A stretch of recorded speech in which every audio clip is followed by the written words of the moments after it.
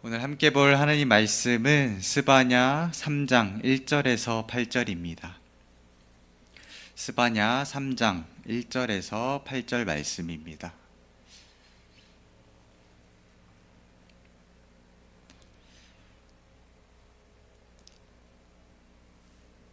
한 절씩 교독하도록 하겠습니다. 패역하고 더러운 곳 포악한 그 성읍이 화 있을진저 그가 명령을 듣지 아니하며 교훈을 받지 아니하며 여호와를 의뢰하지 아니하며 자기 하나님에게 가까이 나아가지 아니하였도다. 그 가운데 방백들은 부르짖는 사자요 그의 재판장들은 이튿날까지 남겨두는 것이 없는 저녁일이요 그의 선지자들은 경솔하고 강한 선생들이요 그의 제사장들은 성소를 더럽히고 율법을 범하였도다. 그 가운데 계시는 여호와는 의로우사 불의를 행하지 아니하시고 아침마다 빠짐없이 자기의 공의를 비추시거늘 불의한 자는 수치를 알지 못하는도다. 내가 여러 나라를 끊어버렸으므로 그들의 망대가 파괴되었고 내가 그들의 거리를 비게 하여 지나가는 자 없게 하였으므로 그들의 모든 성읍이 황폐하며 사람이 없으며 거주할 자가 없게 되었느니라. 내가 이르기를 너는 오직 나를 경외하고 교훈을 받으라. 그리하면 내가 형벌을 내리기로 정하기는 하였지만 너의 거처가 끊어지지 아니하리라 하였으나 그들이 부지런히 그들의 모든 행위를 더럽게 하였느니라. 나 여호와가 말하노라. 그러므로 내가 일어나 벌할 날까지 너희는 나를 기다리라. 내가 뜻을 정하고 나의 분노와 모든 진노를 쏟으려고 여러 나라를 소집하며 왕국들을 모으리라. 온 땅이 나의 질투의 불에 소멸되리라. 아멘. 성경에서 이 유다 민족은 특별히 하나님께 택하심을 받은 민족으로 묘사가 됩니다. 그들이 택함을 받은 것은 그들이 어떤 가진 이름이나 어떤 민족적인 명성 때문이 아니라 하나님이 그들을 택하신 백성이라는 것과 그리고 그들이 택하신 백성답게 하나님의 계명에 또 율법에 순종할 그런 의무를 지녔기 때문입니다. 그러나 오늘 함께 읽은 이 스바냐 3장의 말씀을 보면 이들 유다 또 예루살렘을 향한 이 심판의 메시지가 선포되고 있음을 알 수 있습니다.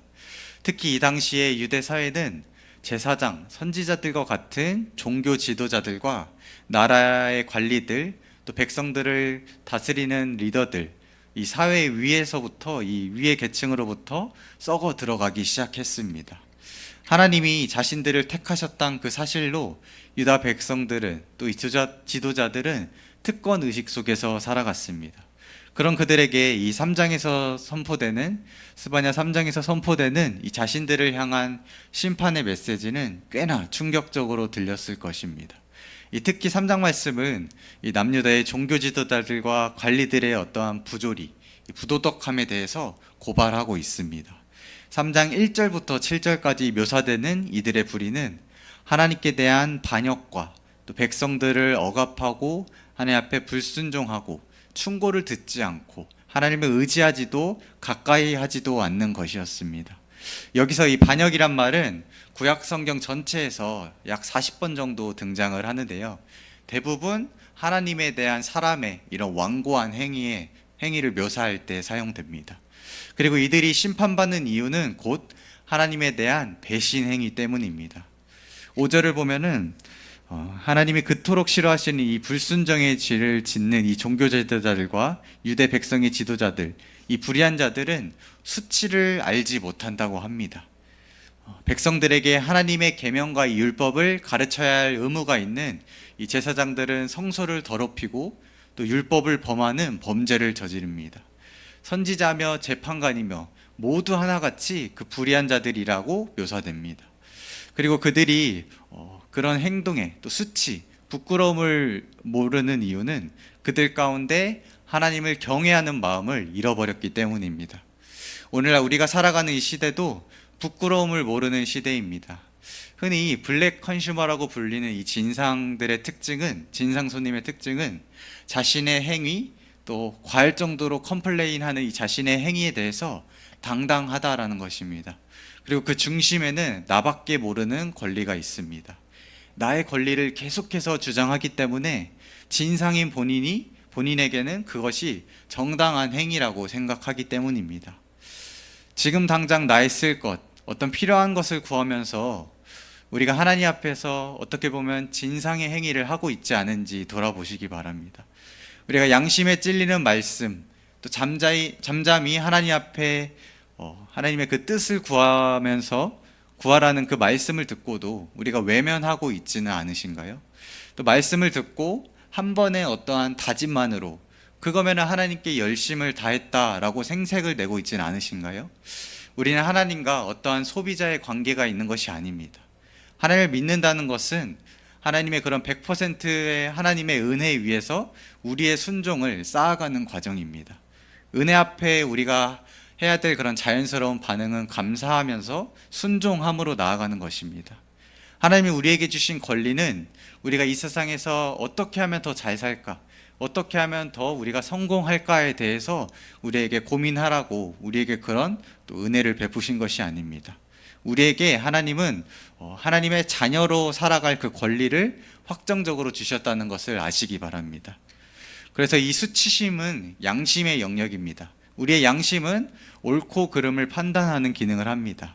하지만 죄로 인해서 전적으로 부패하고 또 무너진 우리의 양심은 하나님의 은혜가 우리를 비추기 전까지는 우리가 죄인인지도 또 하나님 앞에서 얼마나 원수된 자인지도 모를 정도였습니다. 그러나 주님께서 이 택하신 영혼들을 위해서 그 모든 죄로 인한 수치를 다 대신 지고 가셨습니다. 구원받은 이 성도들에게 우리에게 양심은 죄로 인해서 느끼는 어떠한 죄책감이 아니라 하나님 앞에서 우리가 거룩함을 어떻게 더 지켜야 되는지 그런 도구로서 계속해서 회복되어 가야 하는 것입니다. 우리가 죄의 어떤 행동에 대해서 수치심을 모르는 것도 문제이지만 또 반대로 그 수치심으로 죄책감을 가지고 살아가는 것도 문제입니다. 우리의 양심은 홀로 설 수 없습니다. 끊임없이 말씀으로 연마해야 합니다. 지나치게 나의 양심을 믿지 않도록, 그리고 그 거룩함을 온전히 하나님 앞에서 지킬 수 있도록 연마해야 합니다. 우리가 사람들 앞에서 우리의 양심은 앞과 뒤가 다를 수밖에 없습니다. 왜냐하면 우리가 누가 봐도 부끄럽고 또 그런 마음을 가지고 누가 봐도 부끄러운 행동을 했을 때 그 다음 가지게 되는 자연스러운 생각은 숨기고 싶다라는 마음이기 때문입니다. 그래서 사람들에게 이런 나의 연약한 모습, 또 아직 버리지 못하는 자신의 죄된 습관이 드러나서 받게 될 그런 비난과 그런 수군거림에 두려워하게 되는 것입니다. 그러나 하나님 앞에서 그 어느 것 하나 감출 수 없는 우리의 모든 모습, 또 우리의 수치까지도 그렇게 드러나서 수치로 멈추는 것이 아니라 하나님 앞에 드러난 우리의 부끄러운 모습과 그런 죄된 모습은 그 방향이 가리키는 것은 결국에는 회복입니다. 구원받은 이 성도의 양심은 그 기준이 더 이상 자신의 만족과 어떤 유익에 있는 것이 아니라 하나님 앞에서 구별되어서 그 거룩함을 위해서 기능을 하게 됩니다. 그래서 하나님 앞에서 그 거룩함에 가까이 가는 것이 바로 하나님이 우리에게 계획하신 회복의 과정입니다. 우리 함께 읽진 않았지만 3장 후반부 이스바냐 마지막에 기록되어 있는 말씀이 바로 하나님의 회복에 대한 말씀입니다. 7절로 돌아와서 하나님은 이 범죄한 유대 사람들에게 다시 하나님을 경외함을 통해서 하나님께 그 죄를 자복함을 통해서 돌아올 수 있도록 인내하고 기다리셨지만 그들은 굴하지 않고 범죄한다고 나와 있습니다. 심지어 그것도 그냥 범죄한 것이 아니라 부지런히 모든 행위에 있어서 더럽게 하였다고 말씀하고 있습니다. 이들은 양심이 무너졌을 뿐만 아니라 하나님 앞에서 하나님을 향한 그 경외함 없이 의도적으로 또 부지런히 불순종하였습니다. 이 부지런하다는 것은 습관적으로 짓는 불의들, 이 죄된 행동을 의미합니다. 하나님 말씀을 가까이 하지 않는 그 게으름에 우리가 부지런하고 있지는 않을까요? 또 묵상을 하고 나서 실제로 삶으로 그것을 살아내는 것에 또 살아내지 않는 것에 또 부지런하지 않으십니까? 우리의 양심을 거룩하게 지켜야 될 뿐만 아니라 우리는 인내하시는 하나님 앞에서 무엇에 우리가 부지런하고 있는지, 또 반대로 무엇에 우리가 게으른지 계속해서 점검하고 돌아봐야 될 것입니다. 이 스바냐 말씀에 기록된 하나님의 심판과 또 이 회복에 대한 메시지는 그저 과거에 이 부패한 유다 백성들을 향한, 또 이스라엘 백성들을 향한 메시지만은 아닙니다.